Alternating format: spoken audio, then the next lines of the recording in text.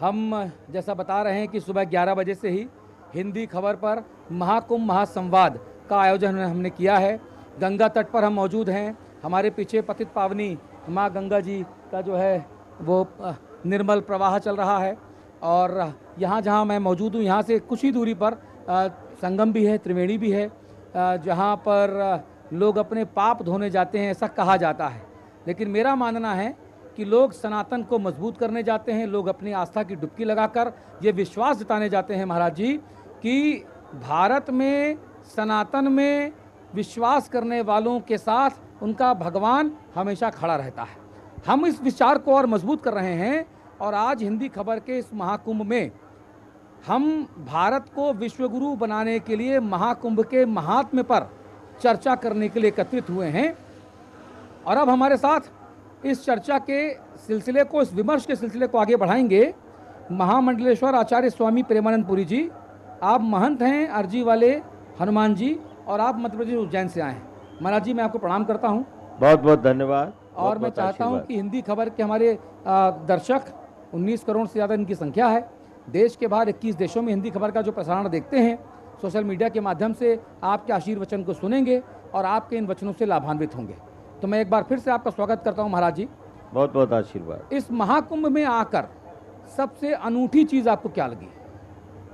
देखिए, ये महाकुंभ जो है, मुझे जो सबसे ज़्यादा अनूठा जो लगा वो ये लगा कि लोग सालों की पढ़ाई करके कोई डिग्री प्राप्त करते हैं, ऑक्सफोर्ड पढ़ने जाते हैं इकोनॉमिक्स के लिए। प्राचीन काल में नालंदा हमारा विश्वविद्यालय हुआ करता था।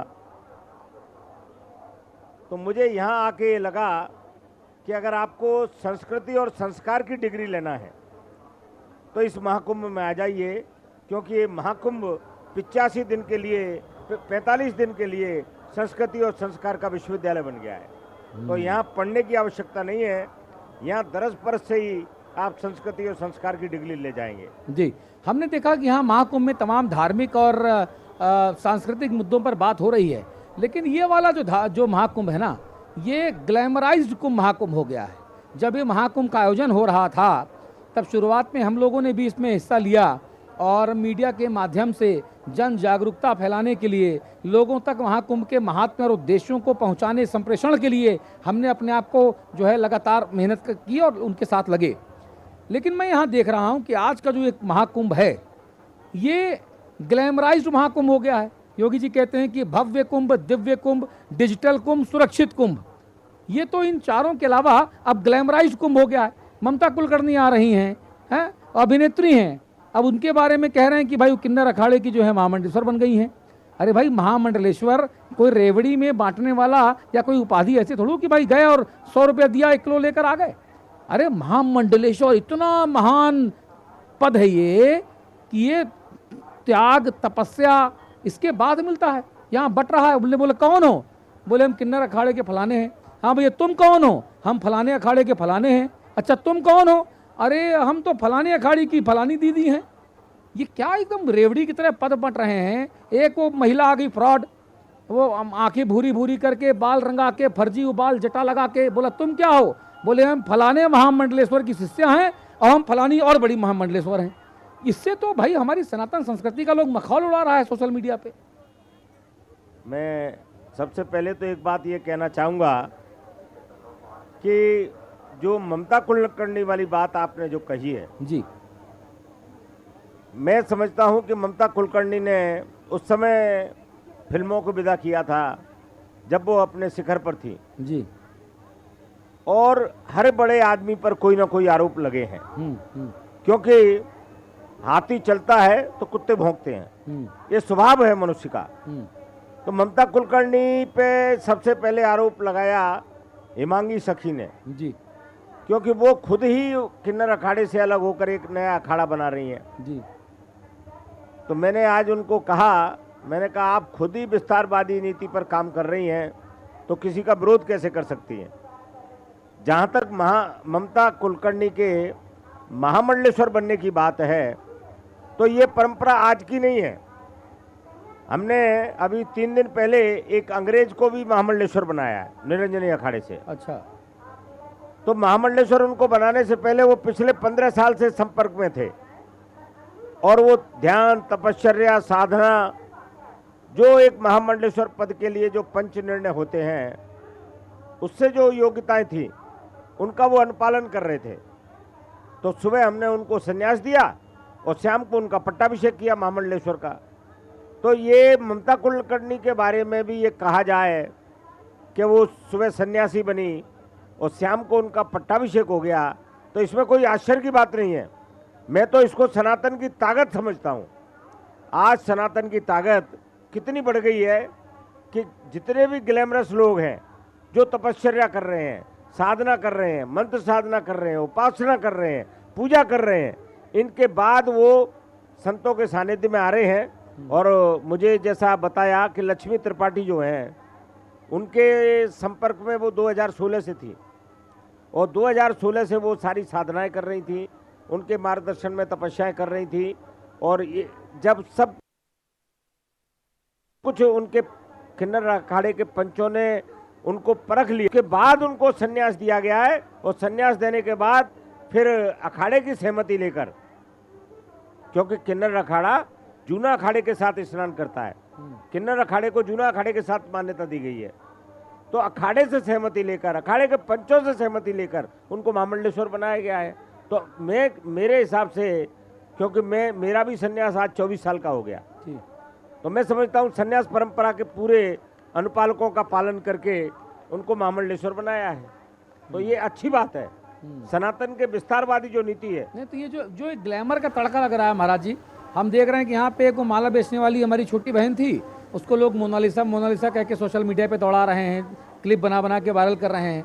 अरे भाई, कुंभ में यहाँ दूर दराज से साधु संत आ रहे हैं, देश विदेश से ज्ञानी लोग आ रहे हैं, उनसे उनके आशीर्वचन सुनने के बजाय हम हीरो हीरोइन को लेकर आ रहे हैं, अभिनेता अभिनेत्रियों को लेकर आ रहे हैं, यहाँ पे तमाम नेता नगरी चले आ रहे हैं, फलाने वीआईपी आ रहे हैं, ढिकाने वीआईपी आ रहे हैं। महाराज जी, लोगों को तो यहाँ पे जगह नहीं मिल रही चलने की, वो गाड़ी से पों पों पों पों पों पों करते चले आ रहे हैं। मैं इस वीआईपी कल्चर और महाकुंभ को ग्लैमराइज करने के इस पूरे प्रयास पर आपका जवाब चाहूंगा। मैं सबसे पहले तो आपका नाम जानना चाहूंगा। मेरा नाम अतुल अग्रवाल है महाराज जी। अतुल जी, बिना लाइट के सो पाएंगे आप? अगर जाड़ा रहा तो सो लेंगे, गर्मी में नहीं सो पाएंगे। तो गर्मी, अगर जाड़ा रहा और दिन में गर्मी हो गई तो फिर क्या करेंगे? पंखा चलाएंगे। तो पंखा चलाएंगे तो वो फिर भव्यता दिव्यता का आपके लिए इंतजाम करना पड़ेगा कि नहीं हमको? पंखा भव्यता नहीं है ना, पंखा जरूरत है महाराज जी। देखिए, मैं वही कह रहा हूँ, आपने अपनी आवश्यकता पंखे तक सीमित कर रखी है, बहुत सारे लोगों ने अपनी आवश्यकता एसी तक सीमित कर रखी है, बहुत सारे लोगों ने अपनी आवश्यकता और उससे आगे सीमित कर रखी है। तो हमारा तो जो भगत जगत है वो शिव बरात होता है, सब तरह के होते हैं। तो इसलिए, और वो लोग ही हम लोगों को धन उपलब्ध कराते हैं। तो धन उपलब्ध कराते हैं, अपने अपने लोगों को भेजते हैं, अपने अपने आर्किटेक्चर को भेजते हैं, अपने अपने स्टाफ को भेजते हैं और फिर अपने कैंप बनवाते हैं। तो मैं समझता हूँ कि आज गवर्नमेंट हज पर जितना पैसा खर्च कर रही है, इस कुंभ में उतना पैसा खर्च नहीं है। और इस कुंभ में जितना पैसा खर्च कर रही है सरकार नहीं कर रही है, ये सनातन खर्च कर रहा है। तो सनातन आज समृद्ध हो गया है और ताकत पा गया है, इसलिए ये सब भव्यता दिव्यता आपको दिख रही है। तो इसलिए आदरणीय प्रधानमंत्री जी ने सबसे पहले इसको स्वच्छ कुंभ नाम दिया, फिर भव्य कुंभ नाम हुआ, और अभी सनातन का जो परचम है वो पूरे विश्व में जा रहा है, इसलिए ये दिव्य कुंभ हो गया है। तो ग्लैमरस टेक्नोलॉजी के साथ रहना तो अच्छी बात है। अगर हम लिपियों को, जैसे मैं नारायण प्रेस से एक डिजिटल प्रेस लॉन्च कर रहा हूँ, पूरे देश में पूरे विश्व में लोगों को ऑनलाइन पढ़ने को मिलेगा। तो आज आवश्यकता है, अगर हम आवश्यकता के साथ नहीं चलेंगे तो हम पिछड़ जाएंगे। तो हमको आवश्यकताओं की पूर्ति करने के लिए सब करना पड़ेगा जी। और मैं समझता हूँ इसमें कोई गलत बात नहीं है जी। अच्छा, एक बात और बताइए, जो धर्म गुरु हैं इनका राजनीति में आना, इसको आप कैसे देखते हैं? देखिए, धर्म नीति से ही राजनीति निकली है, राजनीति से धर्म नीति नहीं निकली है।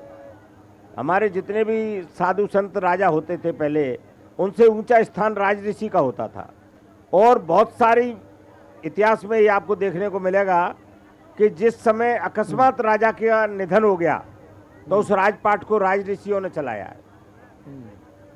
तो अगर कोई महात्मा सेवा की, देखो राजनीति भी एक सेवा करने का भाव है जी। अगर कोई महात्मा सेवा करना चाहता है, उसका भाव है, और जो राजनीतिक पार्टियां हैं वो ये समझती हैं कि ये हमारे लिए ठीक है और ये सेवा करेंगे, तो उन दोनों का आपस में ताल्लुकात हो जाता है और वो चुनाव लड़ जाते हैं, एमएलए एमपी बन जाते हैं। एमएलए एमपी बनने के बाद भी आज माननीय मुख्यमंत्री योगी आदित्यनाथ जी इस प्रदेश के मुख्यमंत्री हैं और उनके सानिध्य में, उनके नेतृत्व में ये कुंभ लग रहा है। तो आप ये देखिए, मैंने 2013 का भी कुंभ किया है, 2019 का अर्ध कुंभ भी किया है और 2025 का ये कुंभ कर रहे हैं, महाकुंभ।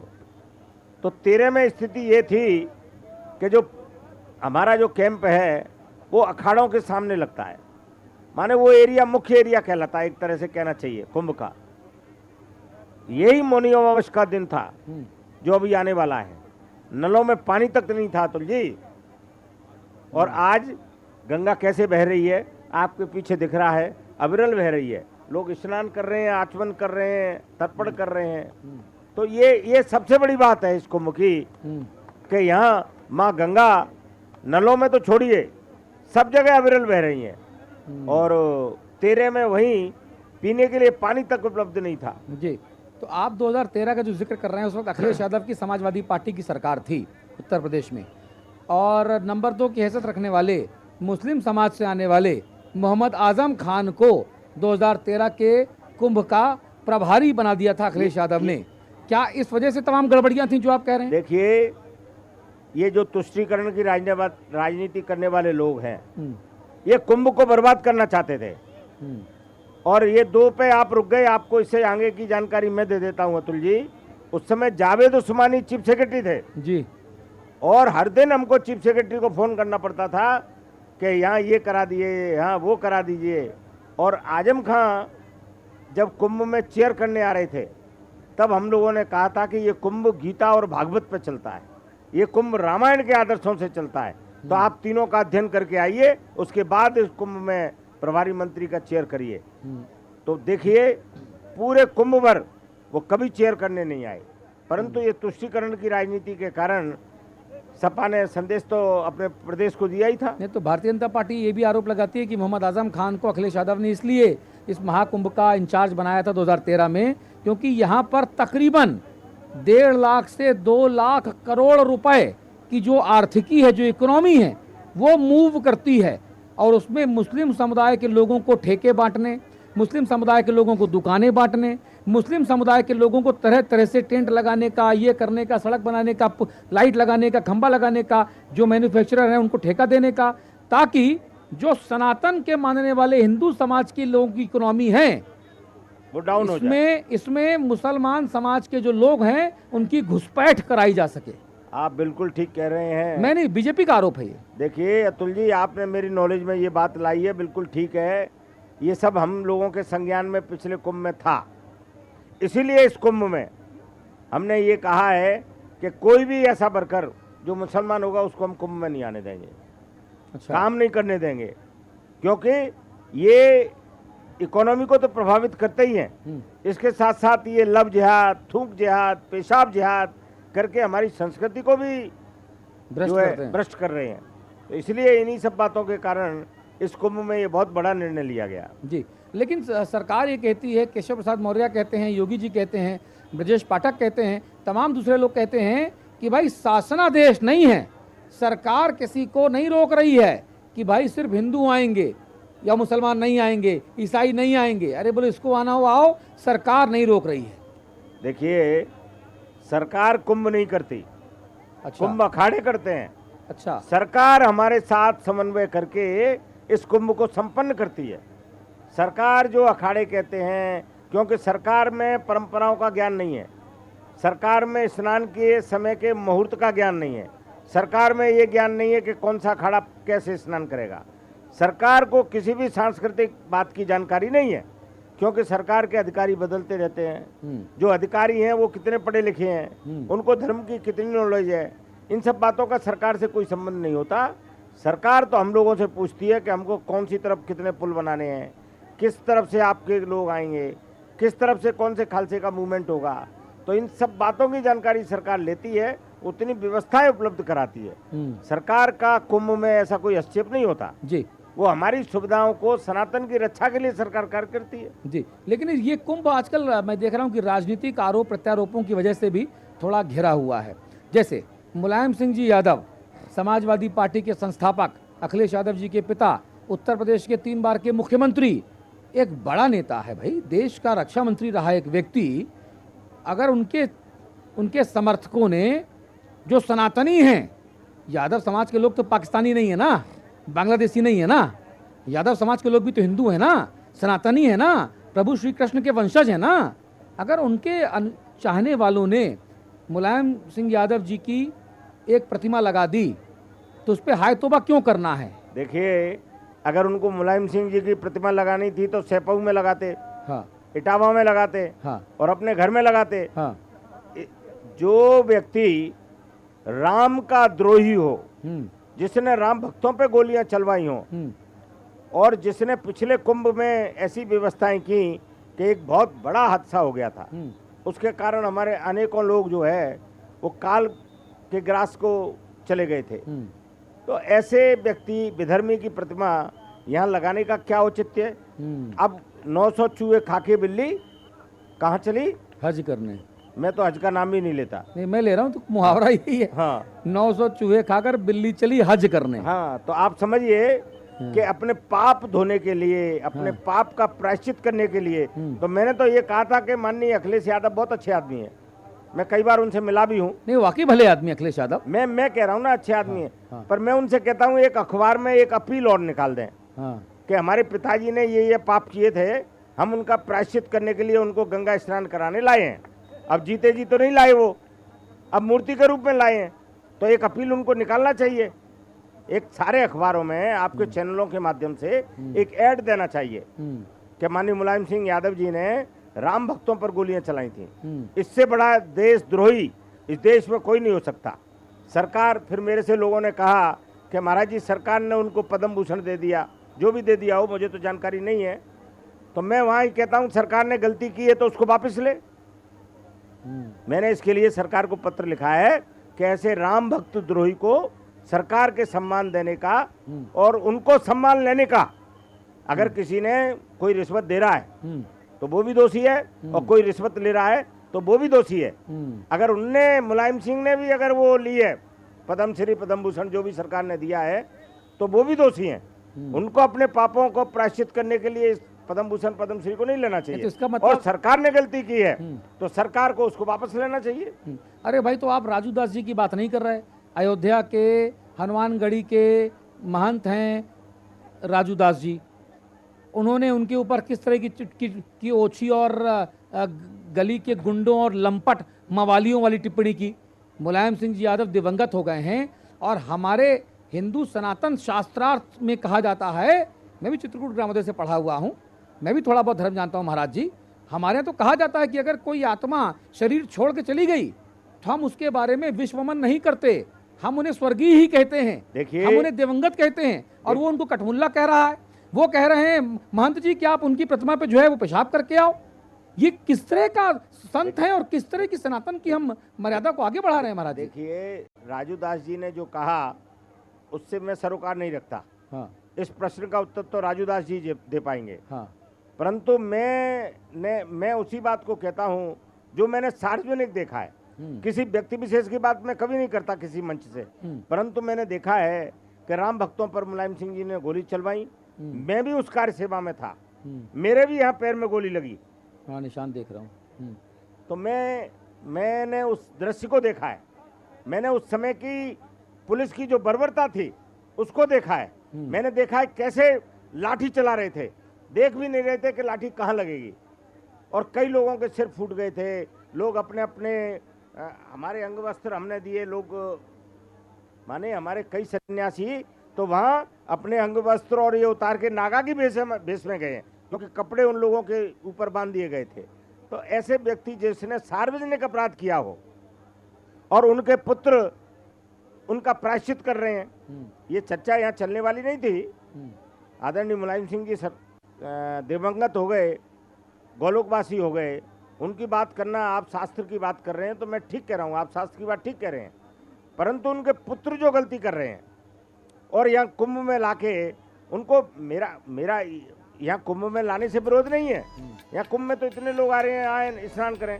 मेरा कहना ये है कि आप सत्यता का डिक्लेरेशन करिए, आप अखबार में छापिए कि हमारे पिताजी ने राम भक्तों पे गोलियां चलाई थी, वो महापापी हैं, देशद्रोही हैं, और मैं उनका प्रायश्चित करने के लिए उनकी मूर्ति को इस कुंभ मेला में मां गंगा की गोद में डुबकी लगाने लाया हूं, जिससे जीते जी तो वो अपने पाप से मुक्त नहीं हो सके, हो सकता है उनकी आत्मा इस पाप से मुक्त हो जाए और उनको वैकुंठ लोक में स्थान मिल जाए। तो क्या ये इसका मतलब ये है कि अब अखिलेश यादव जी, जिन्होंने अभी सच कोई ऐसा पाप नहीं किया, जैसे आप मुलायम सिंह जी को और अखिलेश यादव जी की तुलना करें तो अखिलेश यादव जी ने जिन कामों का पाप बता रहे हैं, अखिलेश जी ने एक राजनीतिक के तौर पे इस तरह का पाप तो नहीं किया ना। वो बकायदा वो यहाँ नहीं आए, वो हरिद्वार में जो है गंगा स्नान कर रहे हैं। गंगा पतित पावनी तो सब जगह एक है ना, वो गंगा में स्नान करते हैं तो उसको भी आप लोग निशाना बना लेते हैं। आप एक बात तो क्या बताइए, अखिलेश जी जीते जी हिंदू धर्म की सनातन मान्यताओं की रीति रिवाजों का पालना कभी नहीं करें, ये आप चाहते हैं? अतुल जी, आपने यहाँ गंगा के किनारे सेट क्यों लगाया? आप हरिद्वार में लगा लेते, क्यों आए आप? मैं आपसे ही प्रश्न करता हूँ। नहीं, महाकुंभ है, अमृत वर्षा है, आशीर्वाद ऋषि मुनियों का, प्रभु का। सनातन परंपरा का ये सबसे बड़ा पर्व है या नहीं है? बिल्कुल है, ब्रह्मांड का सबसे बड़ा पर्व है। तो ब्रह्मांड के सबसे बड़े पर्व में अगर आपकी आस्था ना हो तो आपको क्या कहा जाएगा? यही कहा जाएगा ना कि आप सनातन के विचारों से सहमत नहीं है, और एक प्रोपोगंडा के तहत आप हरिद्वार में और कहीं जाके स्नान कर रहे हैं। तो प्रोपोगंडा करने की जरूरत नहीं है। अगर आप सनातनी हैं तो आप सनातनी बनकर आइए, माँ गंगा में डुबकी लगाइए, हर हर गंगे कहिए। मैंने तो कल एक इंडिया न्यूज के चैनल पे कहा था कि मैं, उनके एडिटर इन चीफ थे, मैंने उनको कहा कि मैं आपको 101 रुपये देता हूँ, जाना तो मैं नहीं दे सकता, कम से कम मेरी बात आप अखिलेश तक पहुंचा दीजिए कि अगर वो वाकई अपने आप को सनातनी मानते हैं तो अभी 29 जनवरी को हमारा रथ निकलेगा, उस रथ पर हम ससम्मान उनको बिठाएंगे, उस पर बैठ के वो हर हर गंगे जय शिव शंकर कहते हुए गंगा का स्नान करें। और जो शंका कुशंका हैं, जो लोगों के, अखिलेश एक राजनेता हैं, बहुत बड़े राजनेता हैं, उनको जनता की शंका और कुशंकाओं का समाधान करना चाहिए। ये आप मानते हैं? मानते हैं। तो उनको शंका कुशंकाओं का अगर समाधान करना है तो वो आए, हम उनको स्वागत करते हैं। अखिलेश जी कहीं पूजा करने जाते हैं, राहुल गांधी कहीं मंदिरों में जाते हैं, तो आप उन्हें चुनावी हिंदू कह देते हैं। अरे वो मरे, मतलब करें तो करें क्या, मरता क्या ना करता भाई। भगवान के दरबार में जा रहे हैं तो आप लोग उन्हें चुनावी हिंदू कह रहे हैं, वो ना जाए तो आप उन्हें विधर्मी कह रहे हैं, नास्तिक कह रहे हैं। आपके चैनल में उनके फुटेज होंगे। हाँ। मैं आपसे ही पूछना चाहता हूँ कि वो चुनाव के समय ही मंदिर क्यों जाते हैं? ना चुनाव के पहले जाएंगे ना चुनाव के बाद जाएंगे। तो वो चुनाव के समय मंदिर इसलिए जाते हैं, और मंदिर नहीं जाते, वो एक कहते हैं ना दर्शनीय पिकनिक स्पॉट समझ के जाते हैं मंदिर को, क्योंकि पुजारी जी जो अंदर टीका लगाते हैं, बाहर निकल के वो पहुँच लेते हैं। तो ऐसा हिंदू किस काम का, जिसको संस्कारों का ही ज्ञान नहीं है। टीका हमारे ब्रह्मरंध्र का प्रतीक है। दूसरी बात मैं ये कहता हूँ, जनेऊ हमारे जीवन का सबसे बड़ा संस्कार है। राहुल गांधी कोट के ऊपर पहनते हैं, वो दिखाते हैं आप लोग, देखो हम पहने हैं। और पूरी पदयात्रा में वो जनेऊ कहाँ चला गया था, तब आपके चैनल ने क्यों नहीं कवर किया? हमने दिखाया, टी शर्ट के अंदर था, बताते हैं कहाँ था? आप मुझे फुटेज दीजिए, मैं भी आपको वीडियो दिखा दूंगा जिसमें मेरे पास है कि जनेऊ नहीं है। अतुल जी, ये संस्कारों से खिलवाड़ करना उनको बंद करना चाहिए। ये देश राम का है, जो हिंदुस्तान में रहना है तो वंदे मातरम कहना है। कभी आपने राहुल और प्रियंका के मुंह से वंदे मातरम का नारा सुना? आपने सुना हो तो मुझे बताइए। जो इस देश की धरती पर रहते हैं, इस देश की धरती का उगा हुआ अन्न खाते हैं, अगर वो इटली का खाते हो तो बात अलग है, मुझे मालूम नहीं है, पर अगर वो यहाँ का खाते हैं तो यहाँ की बजाना चाहिए। अच्छा बताइए,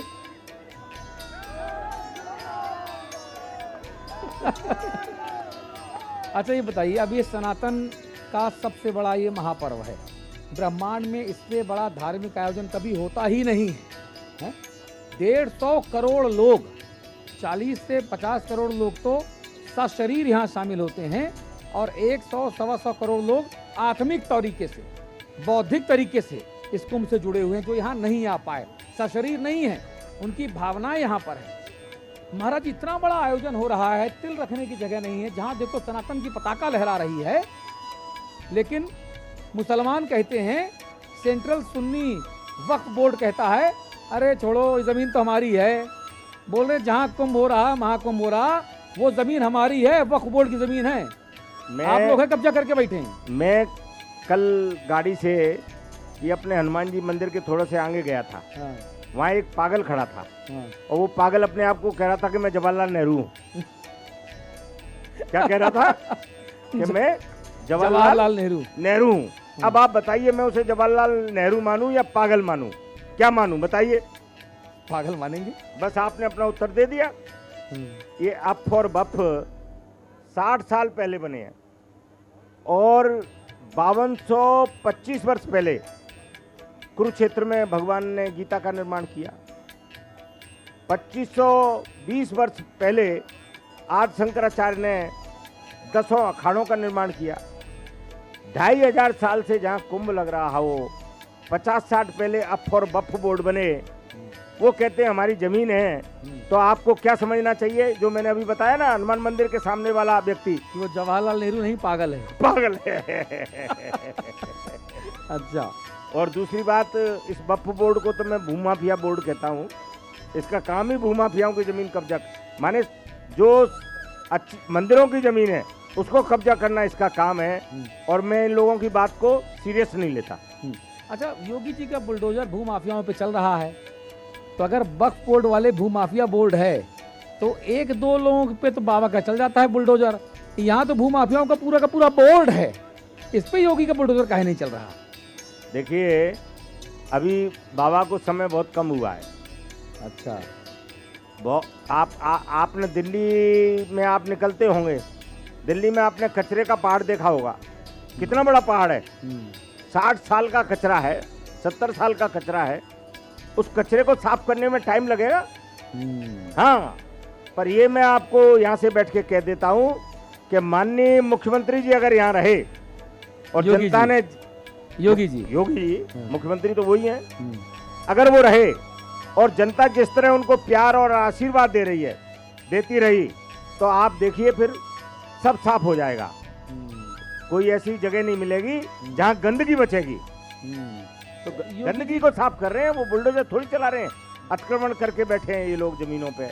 अब अतिक्रमण हटाना तो सरकार का नैतिक दायित्व है, हटा रहे हैं। योगी जी के बारे में इतनी बातें होती हैं, सारे साधु संत जो हैं एक तरीके से उनके गुणगान करते हैं, लोग उनसे बड़े प्रभावित हैं। उनकी जो बुलडोजर नीति है उसके लोग कायल हैं। उस मॉडल को फ्रांस में और बाकी जगहों पे पढ़ाया जा रहा है कि भाई भारत की राजनीति की दिशा बदलने वाले बुलडोजरी नीति पर जो व्याख्यान हो रहे हैं, लोग मैनेजमेंट में पढ़ाया जा रहा है कि भाई ये कैसी नीति है। पॉलिटिकल साइंस में चैप्टर आ रहा है। बाबा इतना पॉपुलर है, तो बाबा को देश के प्रधानमंत्री पद की जिम्मेदारी और मोदी जी के उत्तराधिकारी के तौर पे अब आप लोग कब लेकर जाएंगे? देखिए, जो पार्टी राजनीतिक कार्य करती है, उस पार्टी का एक संविधान होता है, उस पार्टी का एक संसदीय दल होता है जो उसकी नीतियां, उसके नेता और सब कार्य डिसाइड करता है। योगी जी संत हैं और संत नीति से वो कार्य कर रहे हैं। धर्म नीति को संत नीति से चला रहे हैं, वो आध्यात्मिक नीति से राजनीति को चला रहे हैं। तो हम सब लोगों की तो हार्दिक इच्छा है कि वो देश के प्रधानमंत्री बने, परंतु ये सोचना भारतीय जनता पार्टी को है।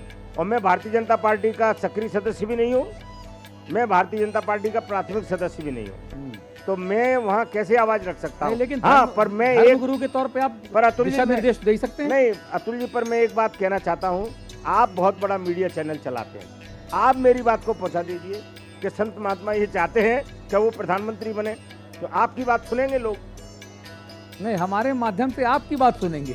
तो ठीक है, आप मेरी बात आपके माध्यम से पहुंचा दीजिए कि सभी संतों की इस कुंभ से इच्छा है कि माननीय यशस्वी मुख्यमंत्री योगी जी को माननीय लोकप्रिय प्रधानमंत्री अपना उत्तराधिकारी घोषित करें, और इस कुंभ के सनातनियों के लिए मैं कहता हूं ये सबसे बड़ी दक्षिणा होगी।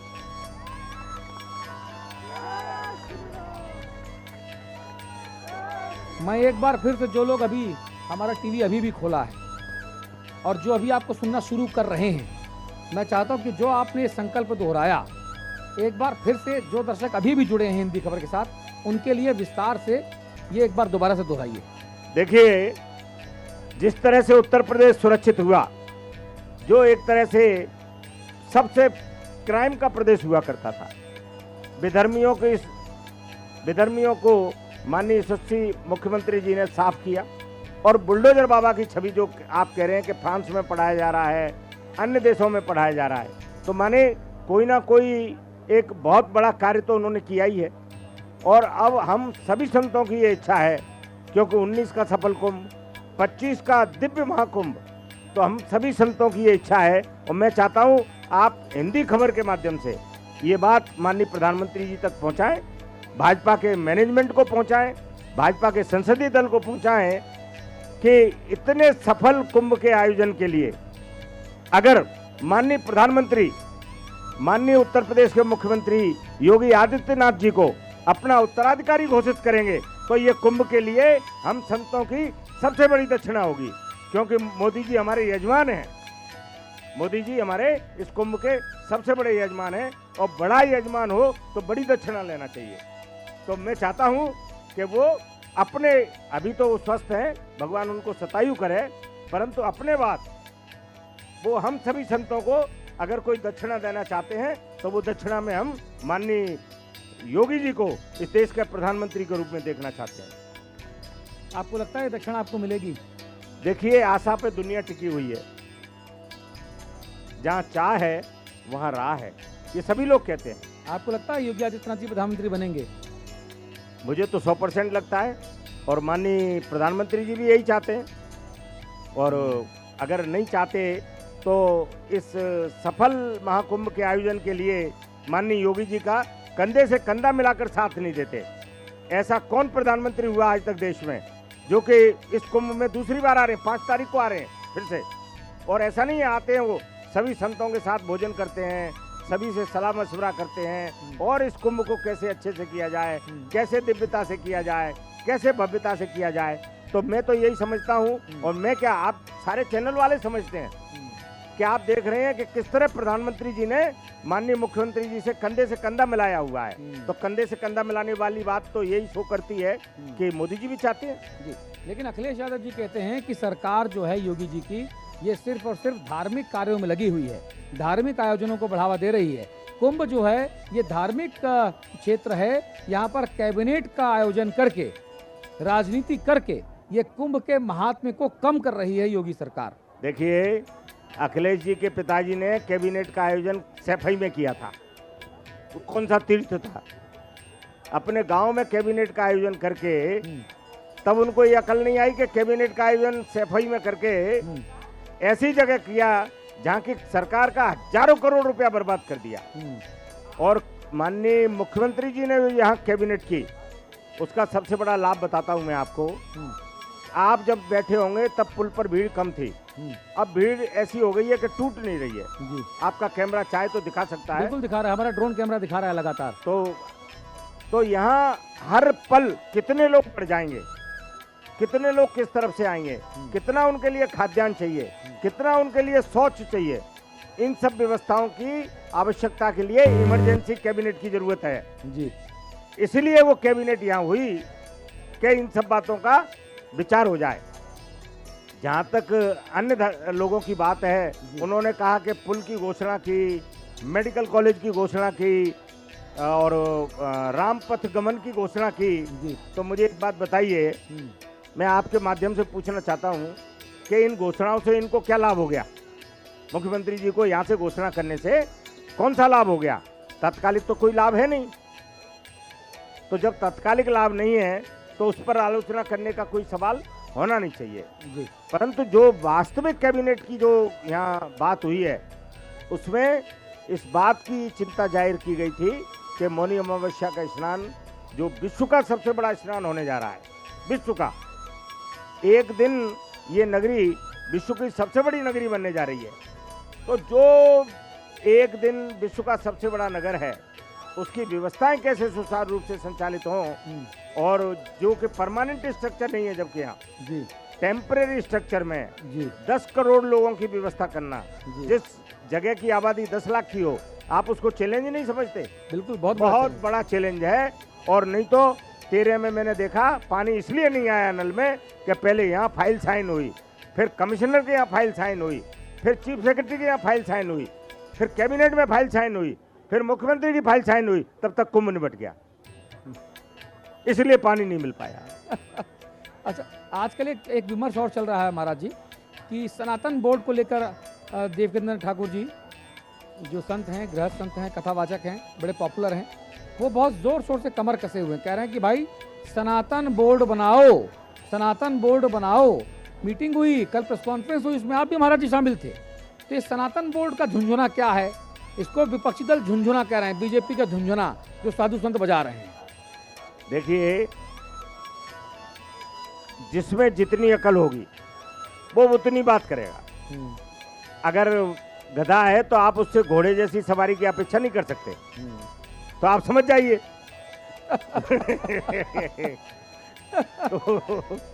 तो आप गधे से घोड़े की बात नहीं कर सकते। हाँ, जहाँ तक सनातन बोर्ड की बात है, तो ये सनातन अब बहुत बड़ा विस्तृत हो चुका है। इसको भी एक ऐसे जगह की आवश्यकता है जहाँ से बैठ के इसका विस्तारीकरण किया जा सके। इसकी जो नीतियाँ हैं उनको एक प्लेटफॉर्म पे लाया जा सके जिससे सब लोगों को इसका लाभ हो। तो सनातन बोर्ड में मांग दो ही रखी गई है मुख्य, कि वक्फ बोर्ड को खत्म करना और सनातन बोर्ड की स्थापना करना। तो नहीं भाई, ये वही वाली बात हो गई ना कि वक्फ बोर्ड को खत्म क्यों करना है, आप अपना स्थापना कीजिए। देखिए, वक्फ बोर्ड तो वैसे ही खत्म हो जाता है, आगे पीछे होना ही है, क्योंकि ये आर्यावर्त में ही ये भारतवर्ष है और आर्यावर्त में सिर्फ एक ही धर्म था, वो था सनातन धर्म। तो धीरे धीरे ये लोग अपने डीएनए को पहचान रहे हैं और वापस आ रहे हैं। कई लोग इस कुंभ में भी संपर्क में हैं। तो कुंभ के अंत में आप देखिए कितनी बड़ी संख्या में घर वापसी है, होगी। अच्छी बात है, अपने घर को आ रहे हैं। अगर लड़का नालायक हो, घर से बाहर निकल जाए और माफी मांग के वापस आ जाए तो अच्छी बात है। आजकल सोशल मीडिया पे एक ट्रेंड चल रहा है, उसमें लिखा है एक्स मुस्लिम। ऐसे मुस्लिम लोग जो पहले मुसलमान थे, उन्होंने अब अपना इस्लाम धर्म छोड़ दिया है और ट्रेंड करता है हैशटैग एक्स मुस्लिम, और लोग लिखते हैं, अपना नाम लिखते हैं और आगे लिखते हैं एक्स मुस्लिम। लोग छोड़ रहे हैं और बकायदा इसकी घोषणा कर रहे हैं। देखिए, अगर वो तत्कालिक आते हैं यहाँ तो ये जिहादी कौम है, उन लोगों के पीछे पड़ जाती है, उनके बहू बेटियों को सबको परेशान करती है ये कौम। तो पहले वो यहाँ से निकल रहे हैं, अभी एक्स लिख रहे हैं मुस्लिम, देन वो एच हिंदू लिखेंगे। तो आप एक्स मुस्लिम से एच हिंदू तक की जो सफर है उसका इंतजार करिए, आपको वो भी सामने आ जाएगा। अच्छा, एक विमर्श और है। विमर्श ये है कि आप लोग साधु संत सनातन के जो लोग हैं, जो धर्म की धर्म धुरा लेके घूम रहे हैं पूरे ब्रह्मांड में, परम वैभव की पताका लहराने का प्रयास कर रहे हैं, ये लोग सरकारों के साथ साठ-गांठ करके अलग अलग मुद्दों को उठाकर मुसलमानों को दबा रहे हैं, मुसलमानों को सता रहे हैं। जो ताकतवर मुसलमान नेता हैं उनको अलग अलग मुकदमों में फंसवा के जेल भेज रहे हैं, जो माफिया हैं उनको जेल में ही निपटवाई दे रहे हैं, किसी की खोपड़ी उड़ जा रही है, किसी को अटैक आ जा रहा है। कह रहे हैं कि ये इसलिए कर रहे हैं ताकि आप लोग मुसलमानों को दबाना चाहते हैं। देखिए, जब पाप का घड़ा भर जाता है तो क्या होता है? जब पाप का घड़ा भरता है तो सर कलम होता है। तो आदमी ने अपने अपने पापों पर चिंता करना चाहिए, अपने अपने पापों पर दिमाग लगाना चाहिए। अब इन लोगों के पाप का घड़ा भर चुका है, इसलिए सर कलम हो रहा है, तो इसमें कोई नई बात नहीं है। और रही बात जो आप कह रहे हैं कि हिंदू लोग जो है इस तरह से सरकारों के साथ मिलकर षड्यंत्र कर रहे हैं, तो यहाँ इस देश में लोकतंत्र व्यवस्था है अतुल जी, मैं आपको जानकारी दे दूं, और यहाँ की न्याय प्रणाली की पूरे विश्व में सराहना की जाती है। तो हम उस देश में रह रहे हैं जहाँ इस तरह की कोई बात मुझे तो नहीं लगता होगी, क्योंकि हम संवैधानिक व्यवस्था के तहत जीवन जीते हैं। आप बताइए, आप लोग हर मस्जिद के नीचे मंदिर ढूंढ रहे हैं। हाँ, मुसलमान जहाँ नमाज पढ़ता है इतने साल से, वो कह रहे हैं कि हमारा है। अजमेर शरीफ को लेकर बात हो रही है, वो कह रहे हैं अजमेर शरीफ भी हम आपसे ले लेंगे। मुसलमान कहते हैं हम देखिए- 8.5 साल से वहाँ चादर चढ़ा रहे हैं, नमाज पढ़ रहे हैं। देखिए, बहुत समय तक अगर हमने अपनी मोटरसाइकिल को नहीं ढूंढा जो हमारे पिताजी के नाम की थी, और अगर अब मिल जाए तो उसको लेंगे कि नहीं लेंगे ये हाँ, बताइए। बिल्कुल लेंगे। तो ले रहे हैं बस, और क्या कर रहे हैं। एंड करें। बहुत बहुत धन्यवाद महाराज जी, बहुत रोचक तरीके से, बहुत छोटे छोटे चुटीले उदाहरण देकर आप अपनी बात को जो है वो साबित कर रहे हैं, सिद्ध कर रहे हैं। बहुत अच्छा लगा, बहुत धन्यवाद आपका कि आप इस मंच पर आए, हमारे 19 करोड़ लोगों को आपने आशीर्वचन दिए, अपने विचारों से अवगत कराया। अंत में कोई ऐसी बात जो मैं आपसे ना पूछ पाया हूँ और आपको लगता है कि ये बताया जाना ज़रूरी है, तो कैमरा आपकी तरफ महाराज जी।